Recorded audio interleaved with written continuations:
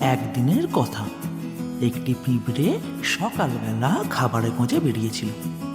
ছোট্ট প্রাণী হলে কি হবে, সে ছিল পরিশ্রমে অদ্বিতীয়। সে ধীরে ধীরে হাঁটতে হাঁটতে পৌঁছে গেল নদীর ধারে।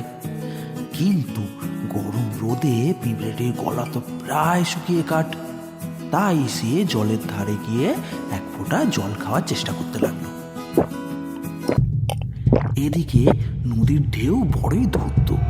পিঁপড়েটি এক চুমুক জলের জন্য এগিয়েছে কি হঠাৎ নদীর স্রোত তাকে ভাসিয়ে নিয়ে চলে গেল।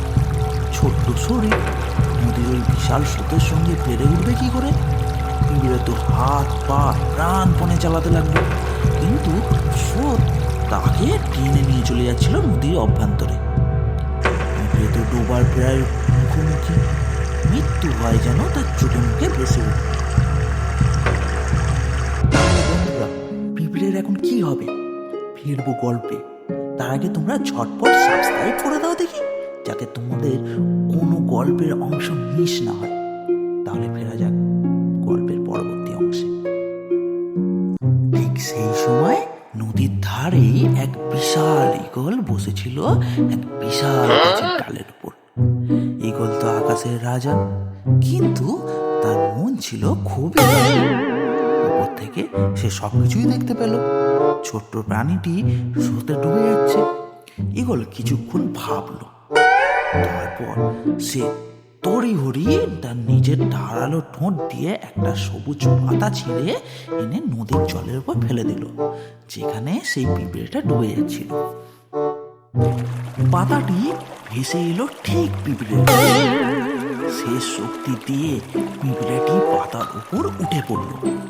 সেই ভেসে চলা পাতার উপর দাঁড়িয়ে পিঁপড়েটা ধীরে ধীরে তীরে এসে পৌঁছালো। প্রাণ বাঁচল পিঁপড়ে। ছোট্ট প্রাণীর চোখে তখন শুধুই কৃতজ্ঞতা, ঈগলের প্রতি অন্তহীন ভালোবাসা। সেদিনের পর থেকে পিঁপড়ে আর ঈগলের মধ্যে অদৃশ্য এক বন্ধন তৈরি হলো। পিঁপড়ে মনে মনে প্রতিজ্ঞা করলো, যদি কোনো দিন সুযোগ আসে তবে সে দয়ালু বন্ধুর উপকার শোধ করবে। দিন গড়ালো, মাস কেটে গেল। একদিন দুপুরবেলা বনাঞ্চলের এক কোণে সেই ঈগল বিশ্রাম নিচ্ছিল অপর একটি গাছের ডালে। এক শিকারী নিঃশব্দে এসে দাঁড়ালো গাছের নিচে। তার হাতে ছিল ধনুক, বাণ। শিকারীর নিশানা ঈগলের সেই বড় শরীর। এক মুহূর্তের মধ্যে ধনুক থেকে তীর ছিটকে যাবে আর ঈগলের প্রাণ শেষ। কিন্তু ভাগ্যের লিখন অন্যরকম ছিল। কাছেই ঘাসের মধ্যে ঘুরছিল সেই ক্ষুদ্র পিঁপড়ে। ঈগলকে দেখে তো সে চিনে নিল, এ তো সেই দয়ালু পাখি যে একদিন তার জীবন বাঁচিয়েছিল। আর এখন সে মারাত্মক বিপদের মুখে। পিঁপড়ে এক মুহূর্ত দেরি করলো না।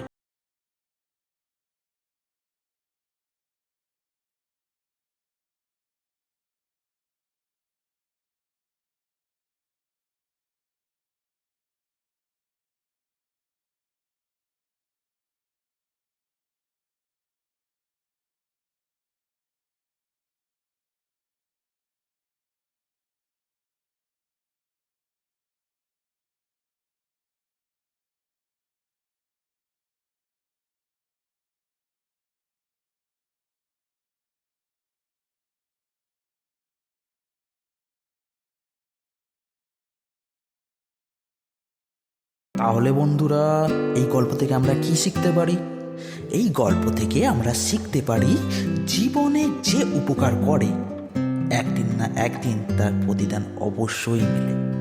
ভালো কাজ কখনো বৃথা হয় না। শেয়ার করো তাড়াতাড়ি ভিডিওটা তোমার প্রিয়জনদের সাথে। দেখা হবে অন্য একটি গল্প নিয়ে। ততক্ষণে ভালো থেকো, গল্পে থেকো।